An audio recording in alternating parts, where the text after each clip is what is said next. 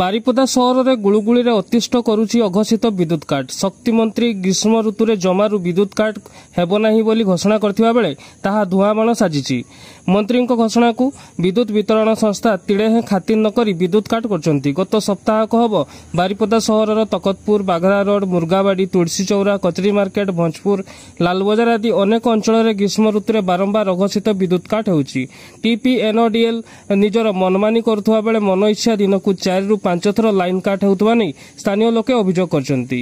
शांतनुपाल advocate Baripada मंत्री कहउछंती line Kota हबो जाय कोटा जीवनी 24 घंटा निरवच्छिन्न लाइन दिया जीवो, किंतु आमे प्रकृत रे देखिबा को गले किछि अघोषित बिजुली काट समस्या सब दिन आम मान को व्यथित करूछि।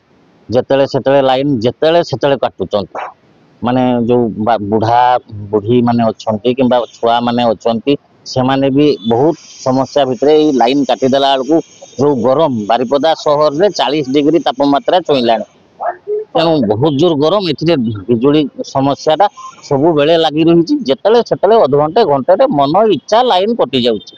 विभाग को पचारा से कहते लाइन ट्रिप कर जाऊँगी। एते दिन 4 वर्ष धरी 5 वर्ष धरी कि कम करूल जे खरा दिन रे ही लाइन समस्याटा हो।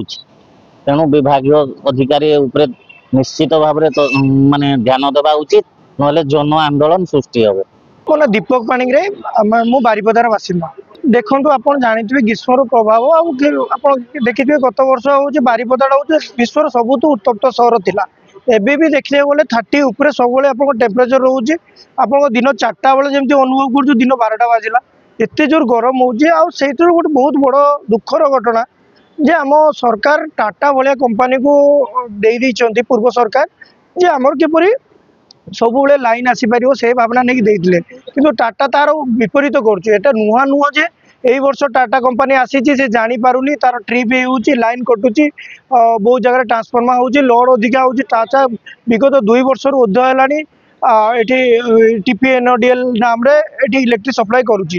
आज्ञा बिल बिल गुटे दिन नदब आज्ञा तापर दिन आज लाइन तार काटे से ढिला दौना, कि आमर जो बिल लेट हो कि आउ कौन प्रोब्लेम हो से रेडी अच्छा, कि जिते लाइन कटा चलती बारंबार लाइन कटा चलती आप गोटे दिन 5 थर लाइन कटा आते गरम रहीबाटा मैंने सरकार भी कहते लाइन कटा जीवन कि बारंबार लाइन कटा जाऊनी आमर माने आम लाइन काटुने कि आमर खराब होता माने कौन ता माने तो सेयार हो ना आम लाइन काटुने कि आम ट्रिप हो तो इनडायरेक्ट हो ना। तो आप नुआ ए आसीना टीपीएनडीएल जे नुआ आसीनी जानी पारना केते लोड आसी हो लाइन कटि जो से तो जाना दरकार पूर्व जानिकी जिते लोड कम थी से टाइम कहीं स्ट्राटेजी बनाऊे आते प्राइवेट कंपनी जो ये टाइप हैरान कर सरकार या प्रति निहाती दृष्टिपात दवा दरकार। एबे केवल केवल यहाँ नुहति आप लाइन कटा जाऊँगी लोकंर पकेट उपरे आगे प्रोब्लेम होची कारण बिजनेस ठप हो तो निहाती सरकार आप नजर देवा दरकार एवं टीपीएनडीएल को विशेष ध्यान देवा दरकार केमती लाइन लोक।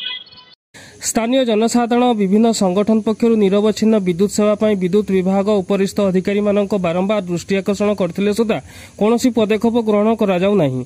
तेबे एनै आमे अधिकारी को जोगाजोग करने को चेष्टा करथिले मध्य कौनसी जोगाजोग संभव होई पार नाही।